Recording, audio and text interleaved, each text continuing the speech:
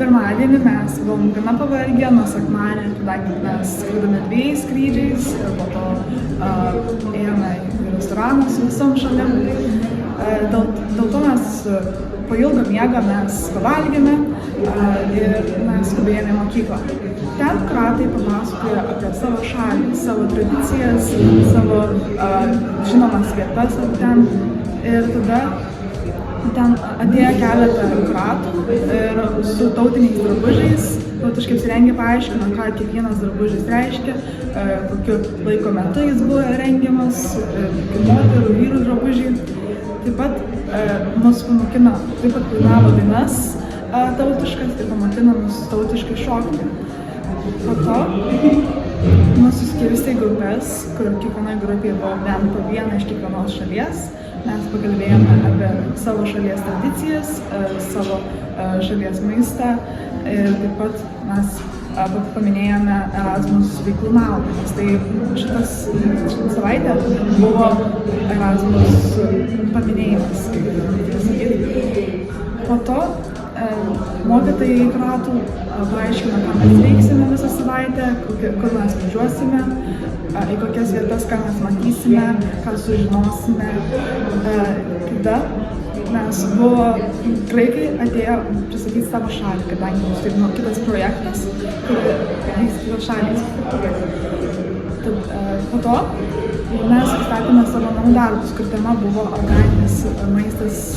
organinio maisto ir gėrimų gamyba. Kai pristatėme visus šios namų darbus, pertraukėlės buvo galima pasivaišinti jų granatais, mandarinais šviežiais, taip pat šviežiais paustos sultimis, visokiais sausainukais, saldainukais ir po to, po viso šito, kai mes viską baigėme, Naglis, mūsų mokytojas, paaiškino, ką mes veiksime, kokius verslo modelius darysime, kaip juos daryti. Ir tada mes su visom šalim grįžom namo, valgėme ir darėm užklasinę veiklą. Sveiki, aš esu Kamilė iš Kauno Veršvų gimnazijos 11 klasės. Ir šiandien truputį papasakosiu jums apie mūsų antradienį Kroatijos Erasmusuose ir ką per jį nuveikėm.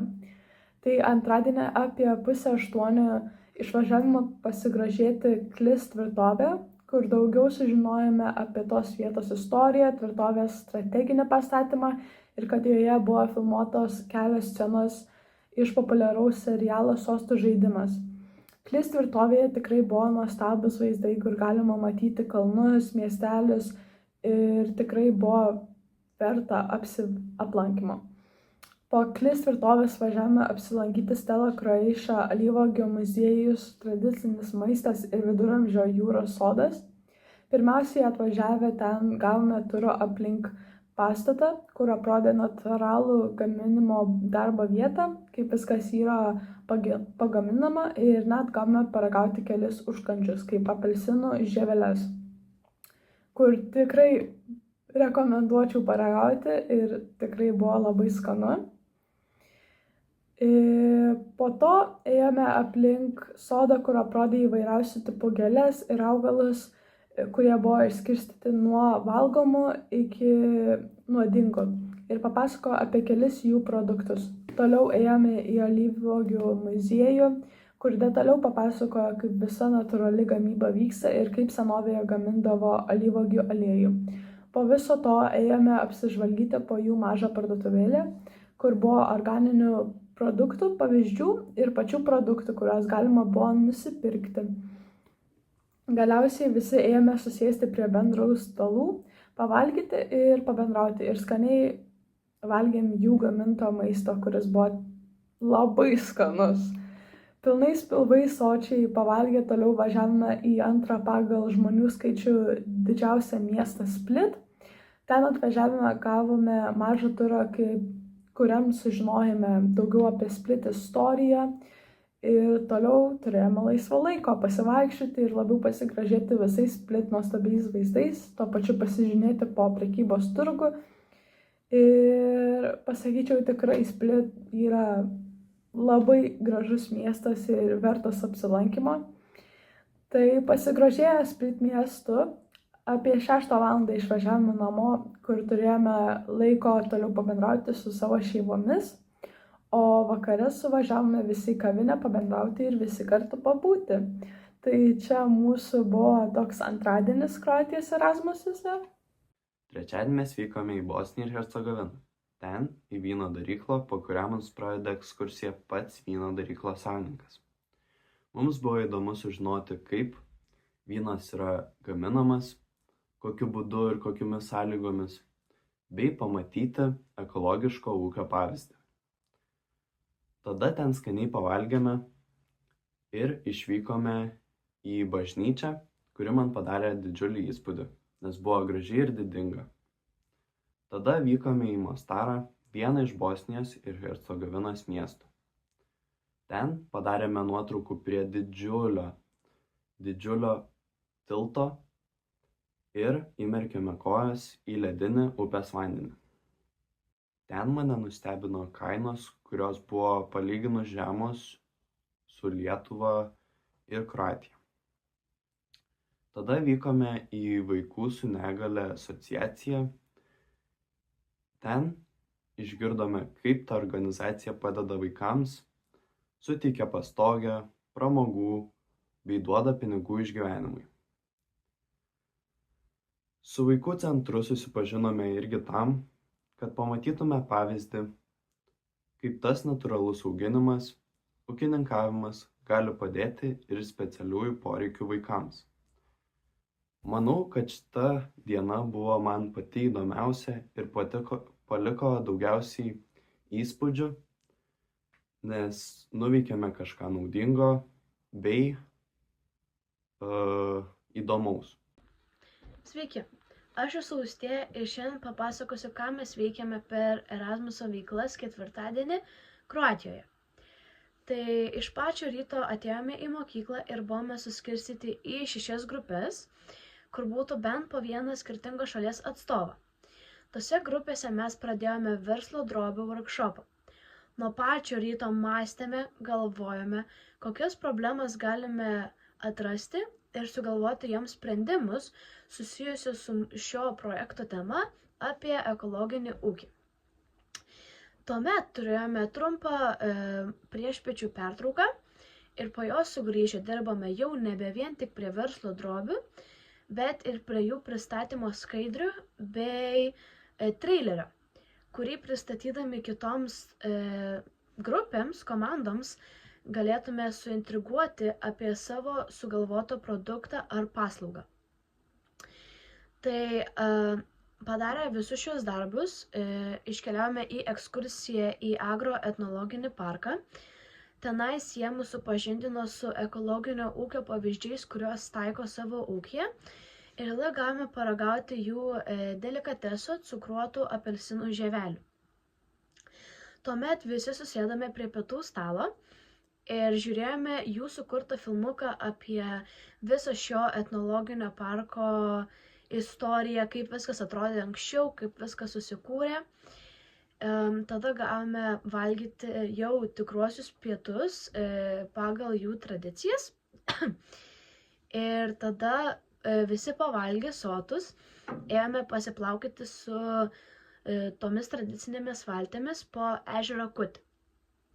Ten grožėjomės labai gražiais vaizdais, kalnais ir pasiekę finišą mus išlaipino, galėjome išlipti ant tokios salos, kurioje buvo prisodinta mandarinų medžių ir galėjome mandarinus nusiskinti bei valgyti.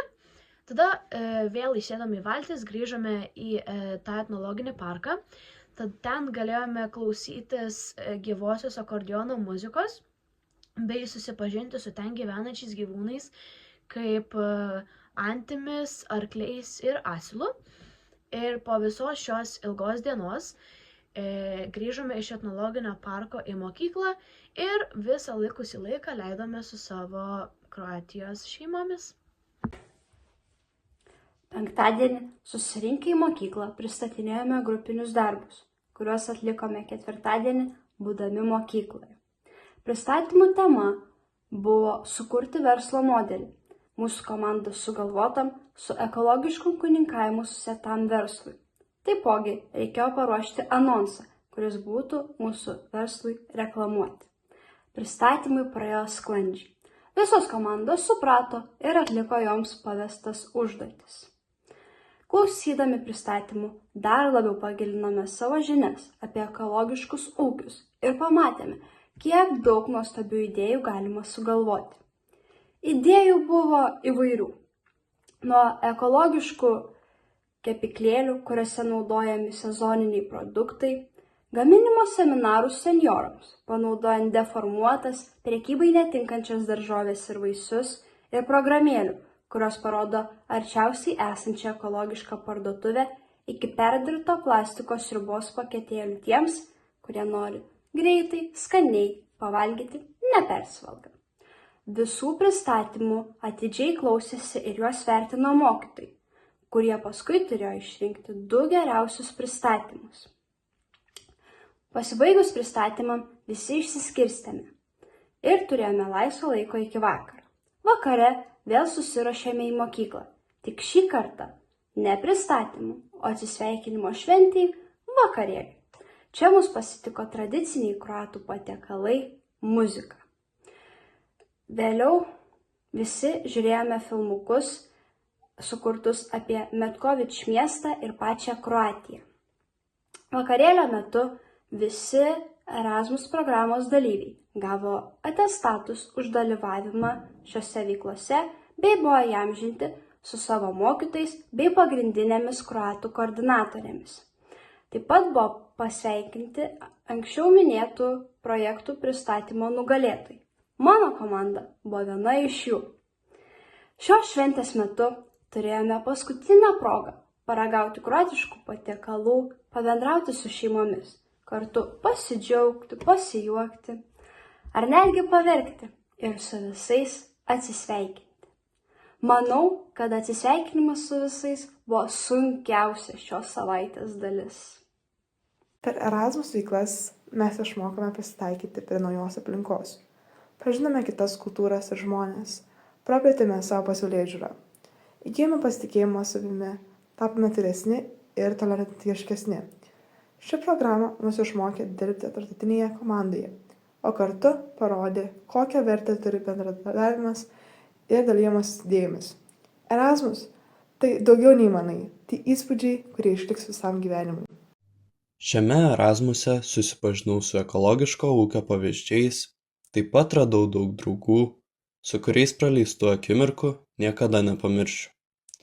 Labai patiko pamatyti ir Kroatiją, į kurią tikrai dar sugrįšiu ne vieną kartą. Šiame Erasmus projekte, manyčiau, išmokau ir sužinau daugiau apie ekologišką ūkį ir kaip visas procesas vyksta alyvuogių aliejų gaminime ir dar daugiau.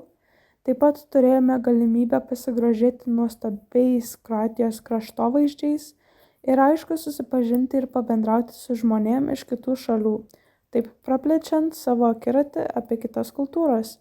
Tikrai galiu pasakyti drąsiai, kad jei būtų galimybė antrą kartą važiuoti ten, be jokių abejonių važiuočiau. Būdama Erasmus projekte susipažinau su daug nuostabių žmonių iš skirtingų kultūrų. Patobulinau savo anglų kalbėjimą ir išmokau, kad norint tobulėti, reikia išeiti už savo komforto ribų. Erasmus programa yra nuostabi patirtis, kurią visi turi patirti, nors kartą gyvenime. Iš šio Erasmus projekto išsivežiau be galo daug naujų žinių, patirtų nuotykių ir daug nuostabių prisiminimų. Jame tobulinau savo bendravimą, sužinau apie kitų šalių tradicijas ir labai gerai susipažinau bei susibendravau su savo hoste, kad net iki dabar palaikome ryšį. Dėkoju už tai šiam projektui ir nuostabiai Kroatijai.